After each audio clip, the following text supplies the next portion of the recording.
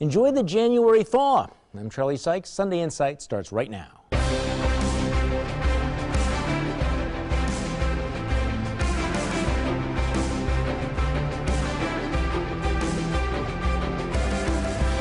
Good morning and welcome to Sunday Insight. In the week that was, another brutal week on Wall Street. Now, low gas prices are great for your wallet, but deadly for stocks. Don't look at your 401k.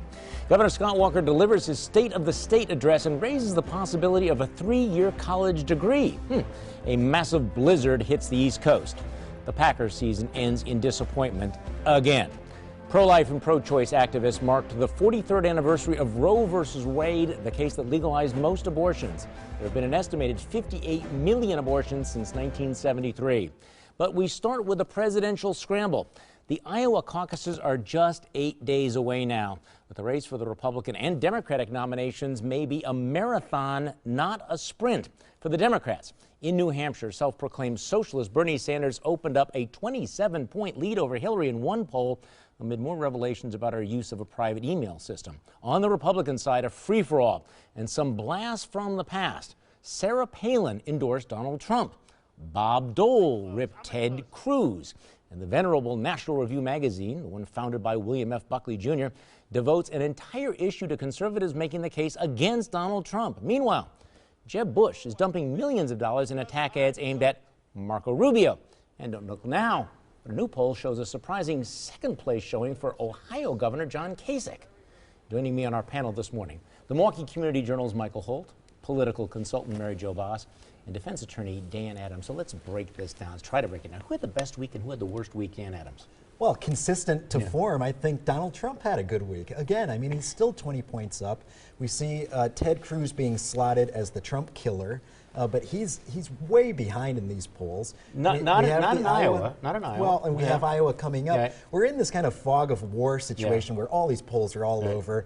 You know, we have the anti-establishment candidate still holding strong, but we really just don't know until ballots are cast. Who is the anti-establishment candidate right now? See, that's what's interesting because, you know, I mean, obviously, you know, Trump, you know, did get Sarah Palin. On the other hand, when Bob Dole came out, I mean, Bob Dole is the symbol of the Washington establishment, and he's saying, hey, we can do deals. We can do deals with Donald Trump, not with Cruz. Kind of flips that whole narrative on its head, doesn't it? Well, and I don't think that's what Iowa caucus GOP goers are looking for, is a deal maker at this point. They want the true believer. You know, the true believer is Ted Cruz. Well, they've latched onto Trump because of immigration, but once you peel the onion back a little more, I think Ted Cruz may have a point about what his true colors Okay, are. so who had the best and worst week? Well, I think Hillary Clinton had the worst week. I must confess, I didn't even know there was anything more top secret than top secret. Right. But if her emails if they contain special access programs, that's an outrageous breach, and she has to be held accountable. But this is the same story over and over and over. No, We've heard new this. layers. This is not worse. No, it is worse because in fact, you know, it said there was no classified information. Now they're talking about the most classified information. You have the former Secretary of Defense, Robert Gates, saying that it's pretty likely that the Russians, the Chinese, and the Iranians had hacked into her private email system. At some point you go, all right, this is not working for her. So who had the best and the worst week, do you think? Well, I think Trump did have the best week.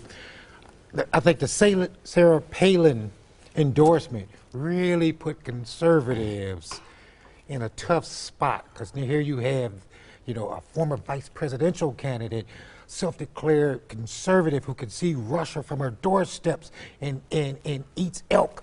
She's endorsing Donald Trump.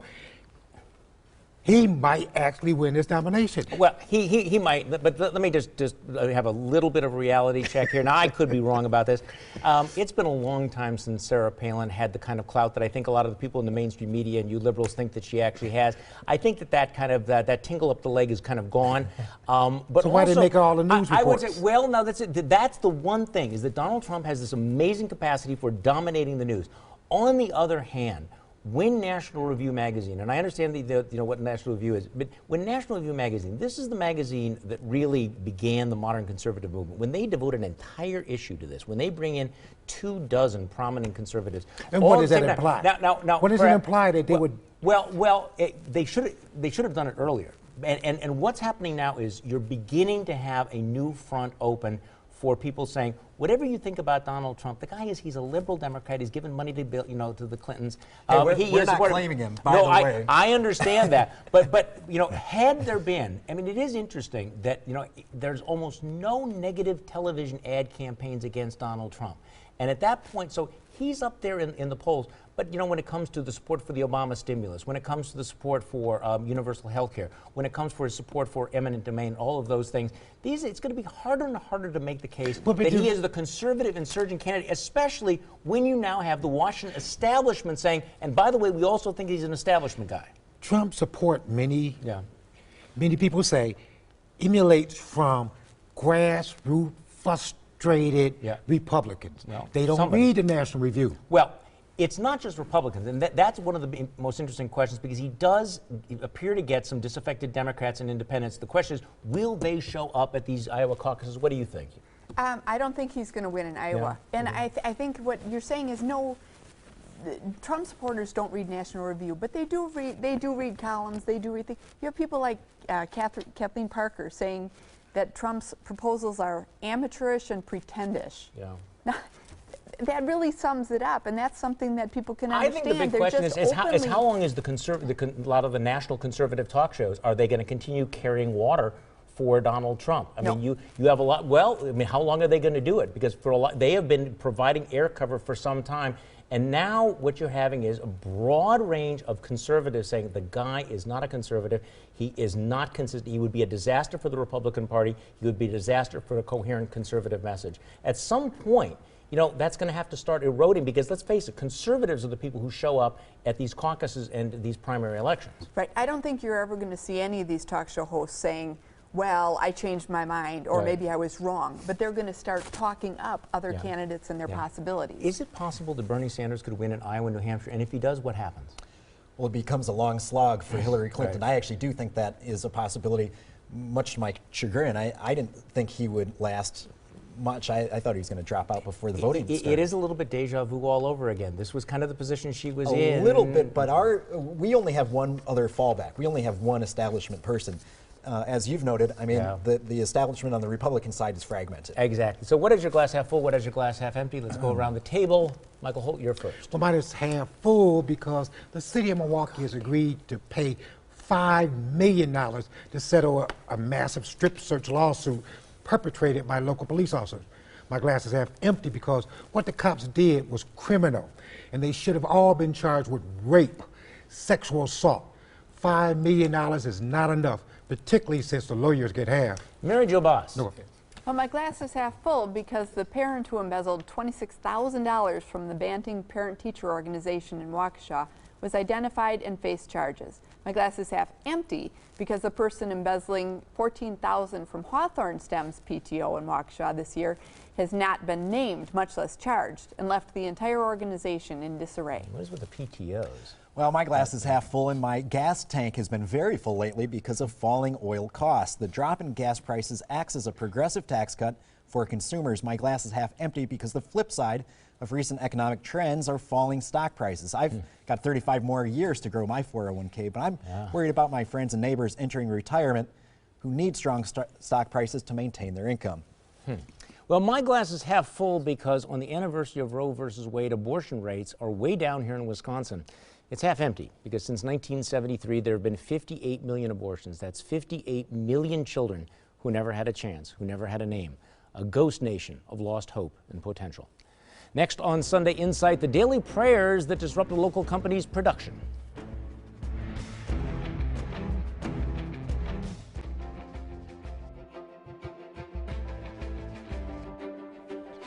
A prominent state business finds itself at the center of the debate over religious accommodation, religious freedom. Until last week, Muslims employed by Aaron's Manufacturing in Brillion, Wisconsin were permitted to leave the production line 2 times during their shifts to pray, as a total of 5 prayers per day were required by the Islamic faith. But the company says these unscheduled breaks had become too disruptive to the manufacturing process and said the employees would have to pray during their regularly scheduled breaks from now on.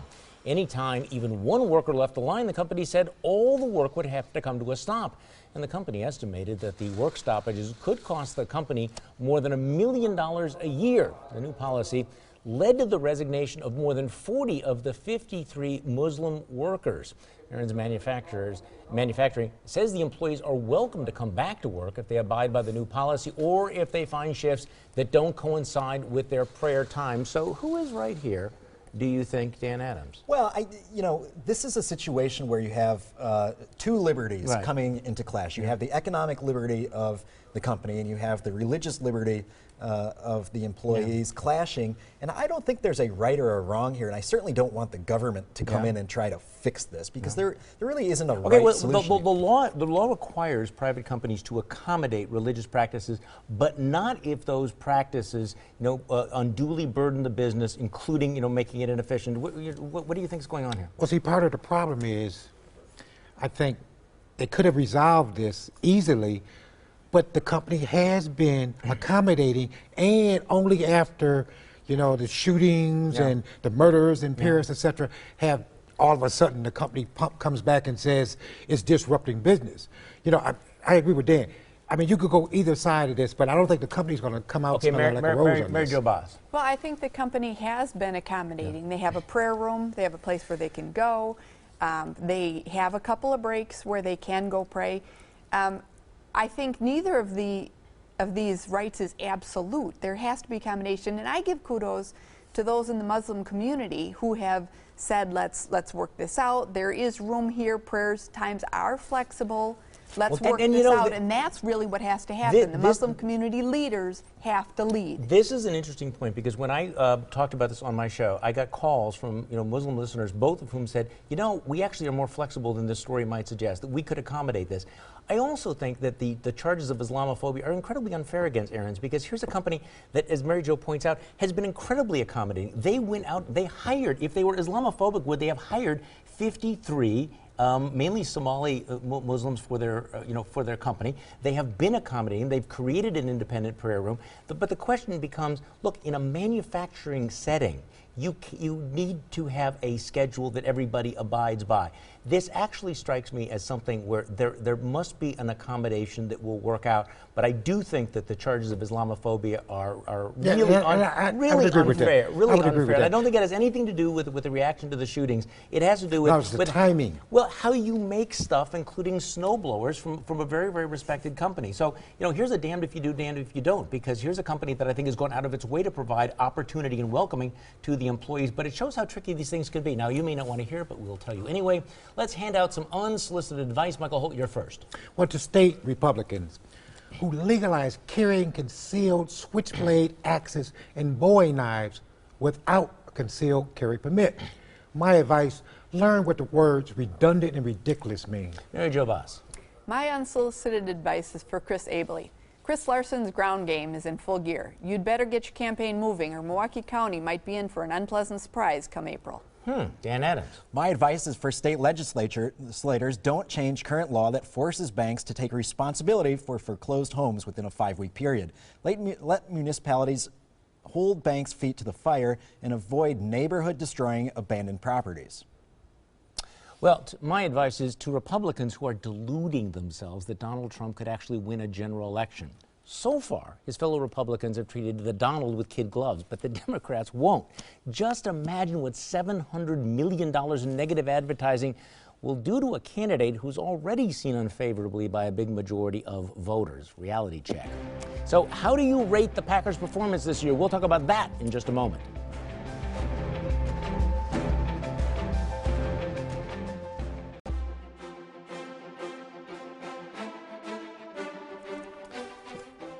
Another season, another playoff loss on the last play of the game. This time, the Packers wasted a magical Hail Mary pass from Aaron Rodgers that pushed their playoff match with the Arizona Cardinals to overtime. You all watched that, right? But a breakdown in defense quickly deflated and then crushed whatever Super Bowl dreams Cheesehead still had. So let's look back on the season as a whole. Give me a letter grade for the Packers season, A to F, Mary Jo Baas. I'd give them a C. They started the season 6-0. They made it to the playoffs, but so did over a third of all teams make it.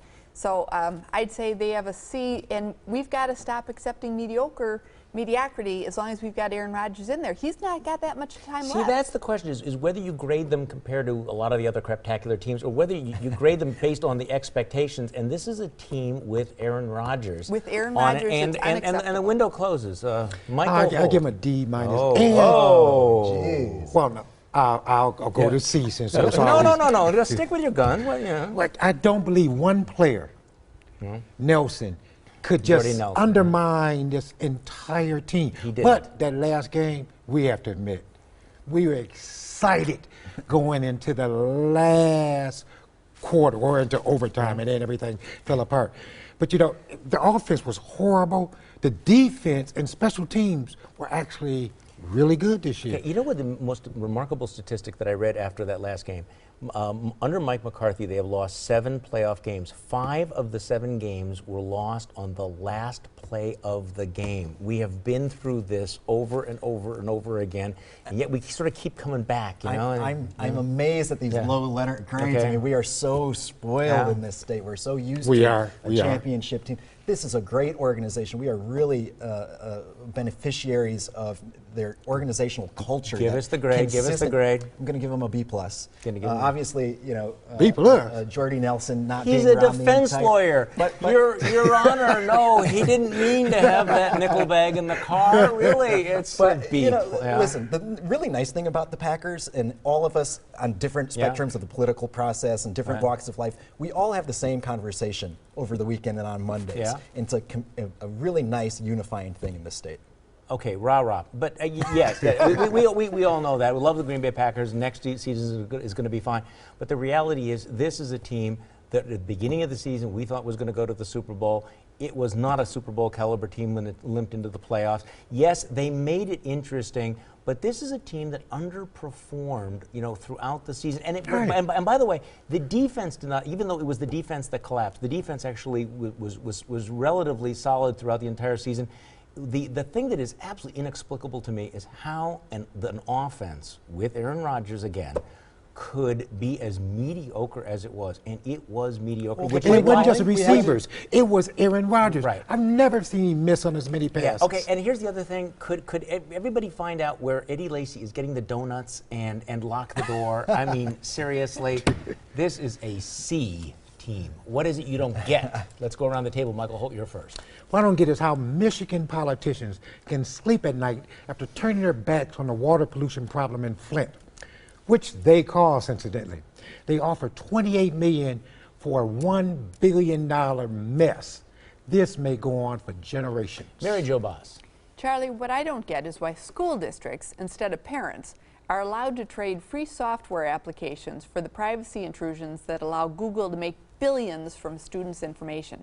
Free programs like Google Docs are not free, and schools should not be allowed to sell what isn't theirs. Parents need to know what's going on. It's kind of scary. Dan Adams. I don't get why our state legislature budgets so tightly that any shortfall in expected revenue could blast apart the state's finances. Folks, responsible businesses and families leave a bit of cushion in their budgets. You should too. It's called fat in government. What I don't get is why high schools are so quick to shut down over social media threats, and also why the students who make those threats don't realize how easy it is for the cops to find out who they are. Next on Sunday Insight, our panel picks the winners and losers of the week. First, here's your morning news update.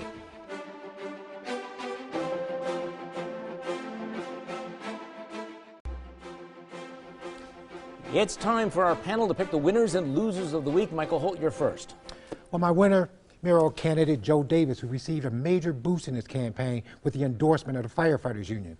Loser, Community Police Relations in Milwaukee has taken another dip if you go by the testimony provided at the Justice Department hearing Thursday. Same story, different day. Mary Jo Baas. My losers are Wisconsin motorists. While our neighbors in Michigan have seen gasoline below $1 a gallon, Wisconsin drivers are still paying near to $2, thanks in part to the legislature's unwillingness to take the state price police off the beat and scrap the outdated minimum markup law. My winner of the week is National Review magazine for taking a huge risk and putting their principles and stated beliefs on the line by devoting an entire issue to making the case against Trump. And did they? Read it. Well, my winners are Democratic Senator Dave Hansen and Republican Representative Samantha Kirkman, who are pushing a bill that would make it a felony to commit fraud in obtaining taxpayer money through the WEDC. My losers are Wisconsin taxpayers who are likely never to recoup millions of dollars Scott Walker's administration handed out to a group of hucksters. The governor needs to clean up this mess. Well, my winner, government reform. I know it's not sexy, but the reform of the state's civil service law is a big win for efficient and accountable government. My loser, the secret soldiers featured in the new movie 13 Hours about the terrorist attacks in Benghazi, Libya. Whatever your politics, these heroes finally are getting the recognition that their sacrifice deserves. See the movie. Thanks for joining us. And join me for my radio show Monday morning. It's on News Radio 620 WTMJ from 8:30 until noon. Have a great week.